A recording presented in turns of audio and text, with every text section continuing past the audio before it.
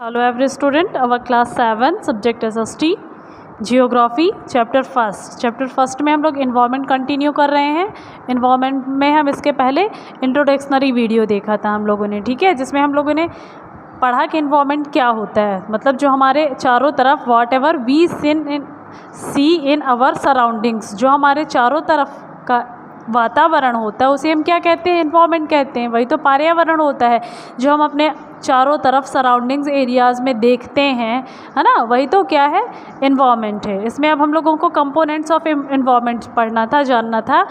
तो components of environment के बारे में स्टार्ट करेंगे। Today we have topic components of environment. तो कंपोनेंट्स ऑफ इन्वायरमेंट क्या होता है, place, people, things and natural that surrounded any living organism is called environment, ठीक है। फिर चाहे वो कोई जगह हो, कोई व्यक्ति हो या फिर कोई वस्तु हो, और भी सारी चीज़ें नेचुरल हो, ठीक है। ये सारी चीज़ें जो हम अपने आसपास सराउंडेड आसपास देखते हैं, लिविंग ऑर्गेनिज्म, वो सब क्या कहलाती है, इन्वायरमेंट कहलाती है। जो हम अपने आसपास घर, बिल्डिंग, मकान, स्कूल, मंदिर, आसपास जो भी सारी चीज़ें देखते हैं, पेड़ पौधे, वही क्या कहलाता है, इन्वायरमेंट के कंपोनेंट्स कहलाते हैं।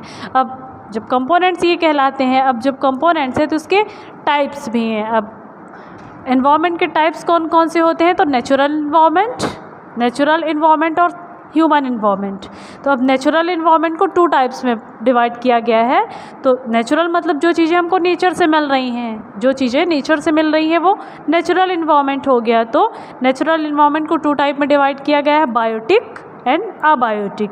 अब बायोटिक क्या चीज़ें कहलाएगी, जो लिविंग थिंग्स हैं, जिनमें जान होती है, जो लिविंग होती है उसको क्या कहते हैं, बायोटिक। एंड जो नॉन लिविंग होती है उसे क्या कहते हैं, अबायोटिक। तो बायोटिक की डेफिनेशन देखें तो the world of living organism, ठीक है, the world of living organism. जैसे कि एग्जांपल प्लांट्स एंड एनिमल्स, हम नेचर से हमको मिलता है ना, नेचर से मिलते हैं हमको, प्लांट्स मिलते हैं, एनिमल्स, ये सारी जो चीज़ें होती हैं वो क्या है, ये नेचर से तो हमको प्लांट मिले तो और ये धीरे धीरे बढ़ते हैं, इनको खाने की भी ज़रूरत पड़ती है, सूर्य की किरणों से अपना भोजन बनाते हैं प्लांट्स।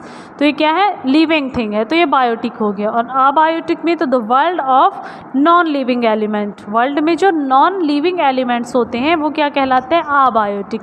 जैसे कि लैंड है, जो ज़मीन होती है, पहाड़ होते हैं, माउंटेन्स होते हैं, वो किस में आएंगे, वो अबायोटिक में आएंगे। तो आई होप आप लोगों को नेचुरल इन्वायरमेंट समझ में आया होगा, नेचुरल इन्वायरमेंट के टाइप्स भी समझ में आए होंगे, बायोटिक एंड अबायोटिक। बायोटिक में क्या होएगा, the world of living organism, plant and animals.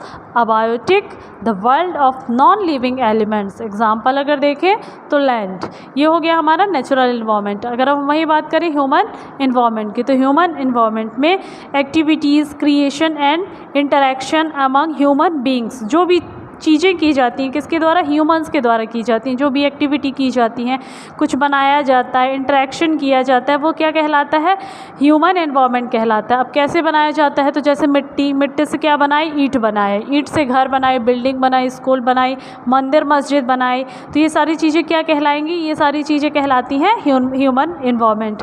अब ऐसे हम बुक के थ्रू इसको समझने को और अच्छे से समझने की कोशिश करेंगे। बुक में भी दिया हुआ है आप लोगों के कंपोनेंट्स ऑफ एनवायरनमेंट। तो एनवायरनमेंट में क्या होता है, नेचुरल होता है एंड ह्यूमन मेड भी होता है। तो नेचुरल एनवायरनमेंट में जैसे एयर, एटमॉस्फेयर, ठीक है, एयर हमको कहाँ से मिलती है, तो नेचुरल होती है। वाटर, हाइड्रोस्फेयर, वाटर क्या है, हाइड्रोस्फेयर है, ठीक है। तो वाटर भी हमको कहाँ से मिलता है, नेचर से मिलता है। लैंड क्या होती है, लिथोस्फेयर होता है।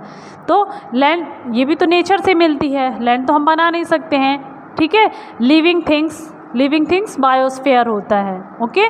तो air, water, land, living things, ये सारी चीज़ें क्या है, नेचुरल इन्वायरमेंट के अकॉर्डिंग आती हैं। अब यहीं पे अगर हम दूसरा देखें तो ह्यूमन मेड, ये भी इन्वायरमेंट है पर ह्यूमन मेड, मतलब जो लोगों के द्वारा बनाया गया हो, वो क्या कहलाता है, ह्यूमन मेड इन्वायरमेंट। तो जैसे बिल्डिंग्स ह्यूमन ने ही बनाई है, पार्क, ब्रिज, रोड, इंडस्ट्री, ठीक है, ये सारी चीज़ें क्या कहलाती हैं, ह्यूमन मेड कहलाती हैं। तो ये तो natural and human made components हो गए, इन्वायरमेंट हो गया। उसके साथ साथ और भी जो चीज़ें हैं ह्यूमंस के द्वारा जो बनाई जाती हैं, ठीक है, वो दिखती नहीं है पर होती हैं। जैसे कि इंडिविजुअल, कोई भी व्यक्ति है इंडिविजुअल, अभी वो अकेला है, फिर उसकी अपनी फैमिली हो गई, तो फैमिली हो गई तो वो क्या हो गया, ह्यूमन मेड ना, उनकी अपनी होती है, अपनी फैमिली होती है। जैसे कम्युनिटी, लोगों के द्वारा रह कर के ना कम्युनिटी बनाई जाती है। अगर लोग ही नहीं होंगे, सोसाइटी नहीं होगी, तो कम्युनिटी कैसी होगी। रिलीजियन, जैसे धर्म बनाए गए हैं,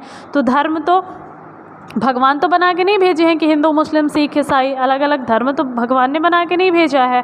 तो किसने बनाया, हम लोगों ने ही बनाया है ना, इंडिविजुअली हम लोगों की बनाई हुई संपदा है। तो इस तरह से क्या हो गया कि रिलीजियन भी हो गया। एजुकेशनल, इकोनॉमिक, पॉलिटिकल सिचुएशंस, ये सारी चीज़ें क्या होती हैं, ये होती हैं, हम लोगों के द्वारा बनाई हुई होती हैं, ह्यूमंस मेड होती हैं, पर ये दिखती नहीं है, लेकिन ये होती हैं।